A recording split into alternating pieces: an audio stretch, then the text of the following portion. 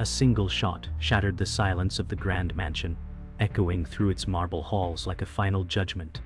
A powerful man collapsed onto the polished floor, his blood spreading across the expensive rug. Richard, the feared mafia kingpin, gasped in shock, his trembling hand clutching the edge of a glass table. His phone buzzed nearby, demanding his final act. Straining with his last strength, he dragged his hand across the cold stone, whispering to himself, "It's done."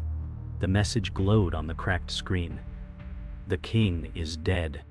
Outside, rain hammered against the tall windows, lightning flashing across the dark sky. The empire built on blood and silence was falling apart.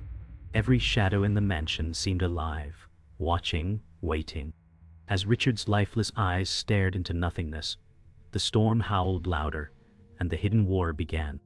The city stirred with whispers before dawn, news of Richard's death traveling faster than the storm. In the neon-lit alleys of the underworld, fear spread like wildfire. Michael, once his loyal soldier, now sat in silence in a run-down apartment.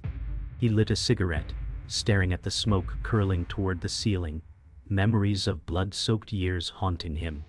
"Everything we built is burning," he muttered, voice heavy with regret. Outside, sirens wailed, their echoes bouncing between cracked walls, signaling the beginning of chaos. His reflection in the broken mirror showed not just a man, but a survivor carrying scars too deep to heal. Across the ocean, rival families gathered in secret, their tables heavy with wine and fear. Power had shifted, and each eye turned toward the empty throne. In a smoke-filled chamber, whispers grew sharp, plans forming under candlelight. "This is war," one declared, his voice slicing through the silence. Deals were struck with cold handshakes, masks of civility hiding knives waiting in the dark. Outside the chamber, guards stood rigid, knowing blood would soon follow. The storm that killed Richard was only the first crack in a dam waiting to burst. Back in the city, Michael walked through empty streets, rain soaking his jacket, his mind a battlefield of loyalty and betrayal. He remembered Richard's words, "Family is everything." Yet now, family meant daggers, in the dark. He stopped under a flickering street lamp, his shadow stretching long across the wet pavement. A voice in his head whispered, "You can't outrun this." He clenched his fists, every muscle tight, as if preparing for ghosts yet to come. The night pressed heavy, its silence filled with unseen eyes. At dawn, the world woke to headlines screaming of Richard's death. Newspapers hit the stands, their black letters bleeding the truth across every corner of the city. Michael read the words with hollow eyes, his hands trembling as memories clawed at him. "The king is dead," he whispered, the phrase echoing like a curse. Around him, people spoke in hushed tones, their faces pale with fear of what came next. In that moment, Michael realized the war wasn't at the doorstep, it was already inside, and he was standing in the middle of it. Michael sat on the edge of his bed, haunted by flashes of another life. In his mind, laughter echoed from a family dinner long ago, Richard's hand gripping his shoulder, promising him a kingdom. He saw himself in a younger man's skin, a soldier who never questioned orders. Blood on his hands had once felt like loyalty, not a curse. Now, the silence of his apartment crushed him. Michael whispered, "Was it ever family, or just chains dressed as love?" The memory of Richard's approving smile cut sharper than any knife. Each recollection was a battlefield, where his heart fought with ghosts. The storm outside gave way to a muted dawn, but the city carried no warmth. Emily, Michael's younger sister, walked quickly through the narrow street, clutching a grocery bag. She lived outside the Empire's shadow, yet it reached her all the same. Michael had sworn to keep her untouched by the darkness. She hummed a tune softly, unaware of the wolves that stalked him, and, by extension, her. Michael thought of her often, the innocence she carried like a fragile flame. He muttered, "If she ever falls into this world, there'll be no way back." His fear grew heavier with every step. The boardroom reeked of cigar smoke and old power, its walls lined with portraits of forgotten titans. Dominic, The ruthless kingpin poured himself a glass of scotch with a hand so steady it betrayed no doubt. Richard's fall had left a void, and Dominic intended to fill it with fire and fear. He raised the glass, amber liquid catching the dim light, and let his gaze sweep across the table. "The world is watching," he said coldly, voice cutting through the smoke like a blade.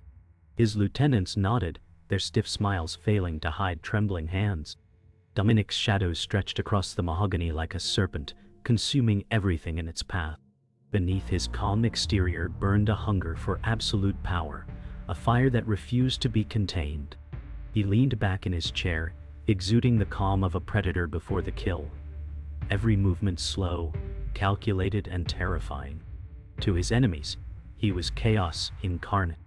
To his allies, he was the iron hand that would drag them all into the new age of darkness. That night, the lounge flickered with candlelight, shadows twisting like specters across velvet walls. Smoke hung heavy in the air, thick enough to choke the truth. Michael sat across from his old contact, a man whose darting eyes betrayed secrets too heavy for one soul to carry. The glass in his trembling hand rattled as he muttered, "Richard's death wasn't random."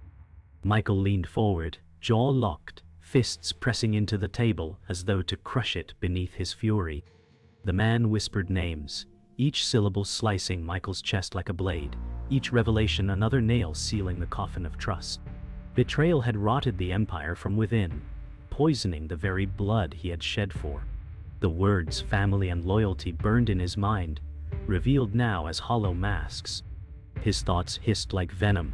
"The family I bled for carved me open first." The truth scorched him, leaving scars deeper than bullets. Michael sat in silence, the weight of treachery pressing against his lungs until every breath was fire. Emily returned home late, her footsteps soft on the wet pavement, unaware of the storm that stalked her name. The city around her groaned with sirens and distant shouts, but she hummed softly, a fragile tune against the roar of violence. Across the street, Michael stood cloaked in shadows, breath clouding the cold night air. His eyes followed her every step, aching with the weight of a promise he could no longer keep. His heart clenched, whispering silently, "If she falls into this world, there's no coming back." She slipped her key into the lock, warm light spilling from the doorway, painting her in fragile gold. Michael whispered into the night, "Stay pure, Emily, stay safe." His eyes burned, though no tear escaped, for weakness was a luxury he couldn't afford. Then came the sound, footsteps, faint and deliberate, echoing behind him like ghosts circling prey. His blood ran cold. The wolves had scented his bloodline. The empire was no longer content with him. It wanted everyone he loved. In a dimly lit mansion on the outskirts of Rome, the heads of rival cartels gathered around a long polished table. Crystal glasses of wine reflected candlelight as silence pressed against the walls. Eyes shifted with suspicion, every glance a blade waiting to strike. Michael stood in the corner, watching the fragile alliance unfold. A man with a scar across his cheek declared, "The king is gone, but the war is not." His words struck the room like a hammer. Whispers rose, promises made with venom hidden in every syllable. Michael thought, this council is nothing but vultures circling a corpse. Later that night, Michael crossed paths with Vincent, once his enemy, now a man scarred by betrayal. The alley where they met stank of gasoline and rain, walls painted with fading graffiti. Vincent's sharp eyes studied him, searching for lies. "I should kill you here," Vincent hissed, his hand resting on his pistol. Michael didn't flinch, his voice steady, "Or you could help me burn them all down." Silence hung heavy before Vincent smirked, bitterness cutting his expression. Their enemies were the same, and survival demanded unlikely allies. The air between them thickened, filled with mistrust and reluctant necessity. The following day, Dominic unleashed fear through the streets. His enforcer, Marco, moved like a shadow, dragging a man from his car in broad daylight. Marco's silence spoke louder than violence, his grip unrelenting as the victim begged. Crowds scattered, no one daring to intervene, the smell of burnt rubber and blood filling the air. Michael watched from a rooftop, his stomach tightening at the sight. Marco had once been his brother in arms, now he was the Empire's blade. Michael muttered under his breath, "Every empire falls, and so will he." The streets became a stage for cruelty, and power the script. That evening, Michael sifted through stolen documents in Vincent's safe house. The papers revealed roots, shipments, and names that stretched beyond crime families into politics. "They're not gangs anymore," Michael whispered. "They're nations." Vincent leaned over his shoulder, eyes narrowing as he traced signatures of powerful officials. Each discovery tightened the knot of paranoia. The walls of the room seemed to close in, the silence broken only by the shuffle of papers. Michael felt the weight of the conspiracy crushing him, realizing the Empire was larger and darker than he had imagined. Redemption now seemed farther than ever. That night, Michael met with his law enforcement contact in a deserted underground parking garage. The officer's voice echoed, laced with impatience. "We need results, not excuses." Michael glared, fire in his eyes. "You think this is a game? I'm the one with a target on my back." The tension crackled as silence swallowed their words. The officer shoved a file into his chest, warning, "You are running out of time." Michael clutched the papers, knowing the walls of trust were collapsing on both sides.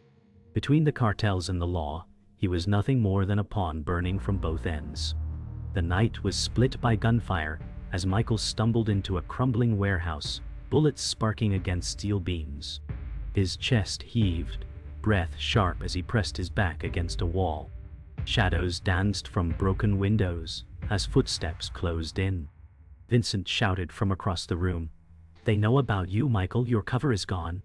Rage twisted Michael's face as betrayal weighed on him heavier than the gunfire. His heart thundered as he realized every move had been watched. He whispered, "They've been inside all along." The echo of his words merged with the sound of boots storming the floor. Later that night, Michael returned to his apartment, only to find the door ajar. The silence inside was heavier than any gunshot. He stepped in slowly, pistol raised, the smell of perfume lingering faintly in the air.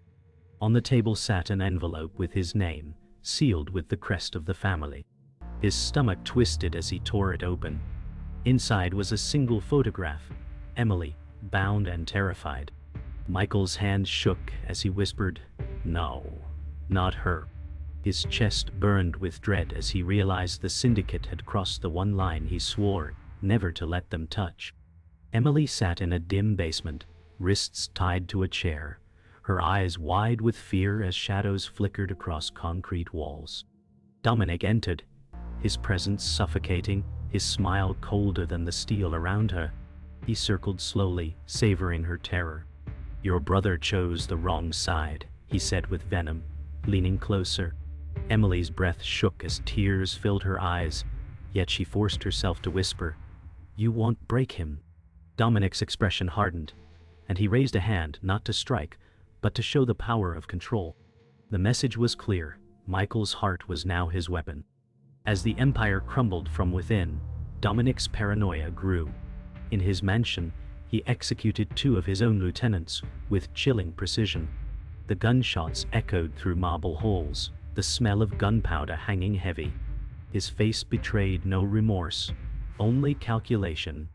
"Loyalty is earned in blood," he said coldly, wiping his pistol clean. The servants froze in silence, knowing one glance could mean death. His empire trembled, not from outside enemies, but from the cracks he carved into it himself. In his hunger for control, Dominic was slowly destroying the very foundation he swore to protect. Michael sat in the safe house with Vincent, his hands shaking as he stared at Emily's photo. Rage boiled in his chest, his veins pounding like drums. "They've taken everything," he said, voice breaking between fury and despair. Vincent leaned forward, eyes grim. "This isn't about family anymore. This is about survival." Michael slammed his fist against the table, splintering wood.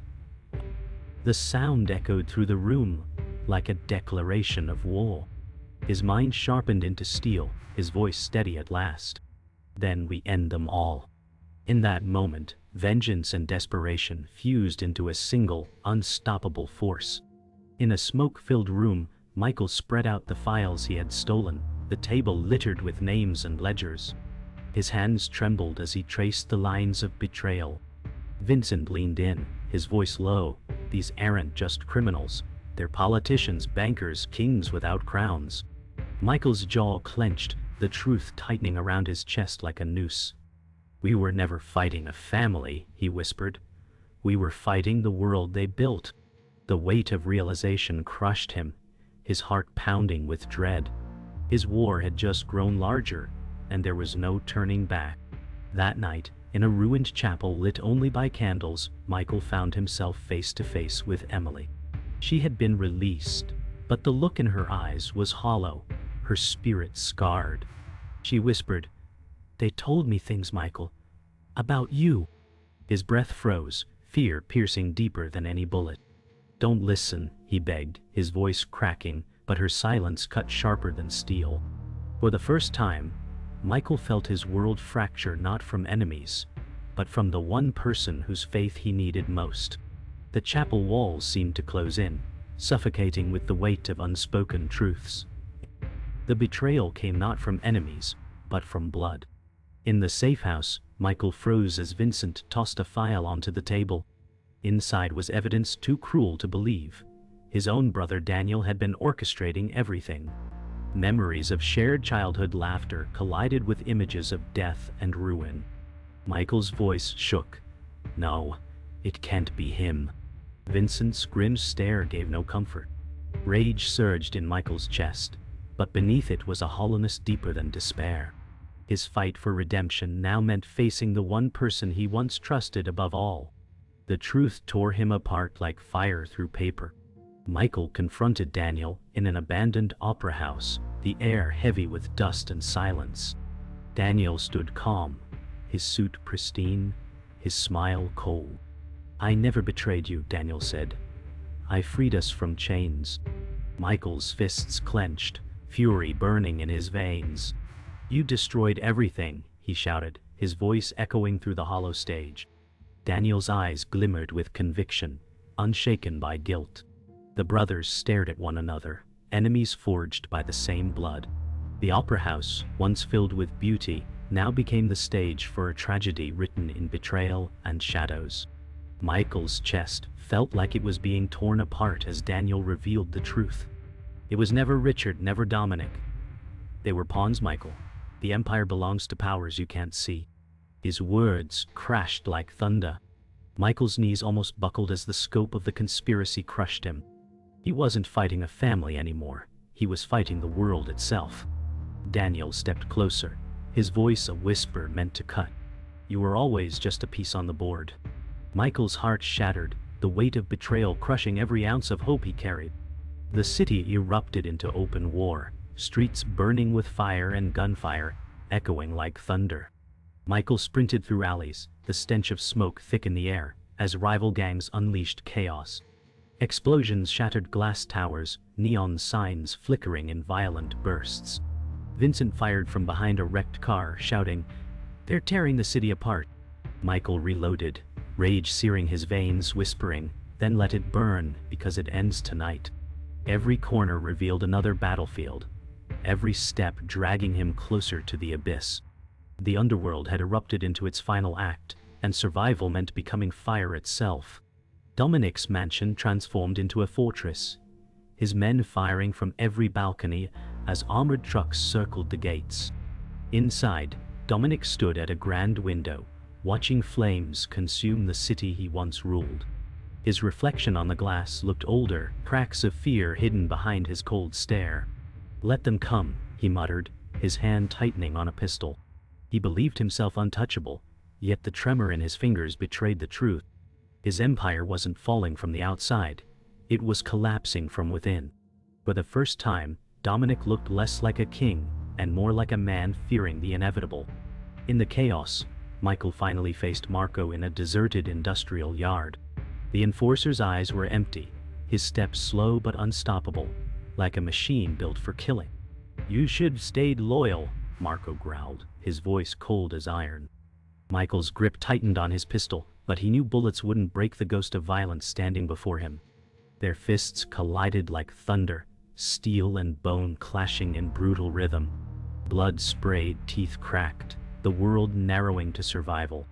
Michael spat blood and roared. Loyalty died with Richard.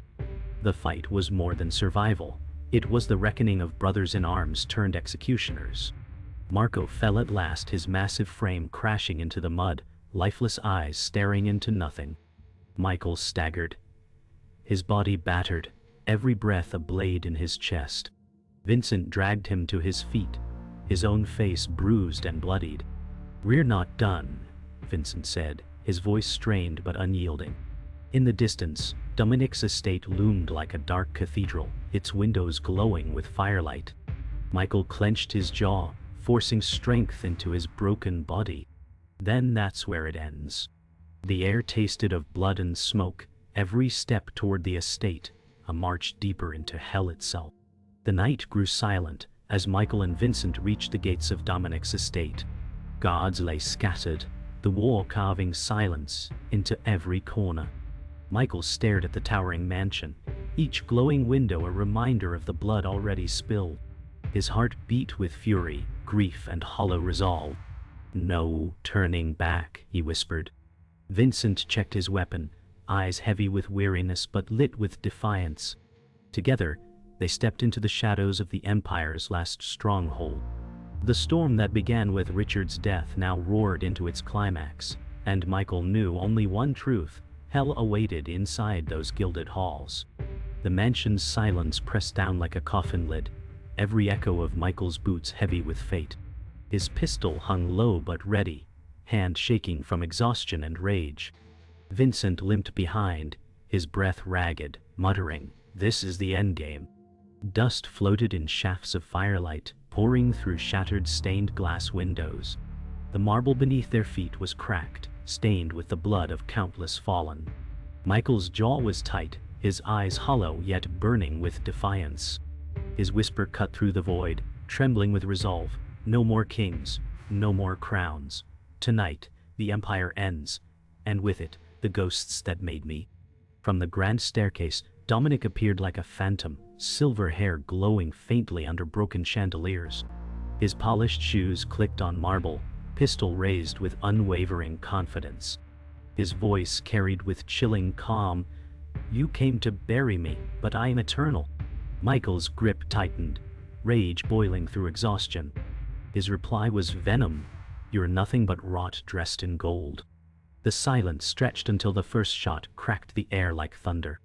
Muzzle flashes lit the hall, glass shattered, and marble exploded in clouds of dust. Each bullet was history screaming, each impact a chapter closing in fire and fury. The firefight consumed the upper levels, walls collapsing as flames licked the velvet drapes. Vincent stumbled back, clutching his bleeding side, groaning, "Finish it, Michael." His blood left a trail across the fractured marble, a crimson signature of sacrifice. Michael's chest burned, lungs screaming, yet his will surged like a storm. Dominic's shots rang out relentless, his face twisted with rage, each blast shaking what remained of his empire. Michael advanced, battered yet unyielding, his roar drowning the chaos. "This ends now." His voice was thunder, his body a vessel of vengeance, moving forward as if guided by destiny itself. Gunfire ceased with Dominic slumping against a shattered marble column, his pristine black suit soaked in blood. His pistol slipped from his hand, clattering like the toll of a final bell. Michael stood over him, body trembling, face torn between vengeance and mercy. Dominic's smirk was defiant even in ruin, lips bloodied yet curling. His voice rasped with venom, "Kill me, and you'll become me." The words struck deeper than bullets, cutting at Michael's soul. His arm shook as he raised his gun, the weight heavier than the Empire itself. The hall seemed to hold its breath, demanding his answer. At dawn, the estate lay in ruins, its gilded halls reduced to ashes. Smoke drifted into the gray sky as Michael staggered outside, trench coat torn, face pale with exhaustion. Each step was heavy, his body a map of bruises and wounds. He stopped briefly, glancing back at the inferno, whispering, "The Empire is dead, but so am I." Emily's face haunted him, scarred innocence carved into memory. Vincent's sacrifice weighed on his chest like chains. Alone, he walked into the mist, silhouette fading into pale light. A phone rang faintly in the distance, a chilling reminder: wars never truly end.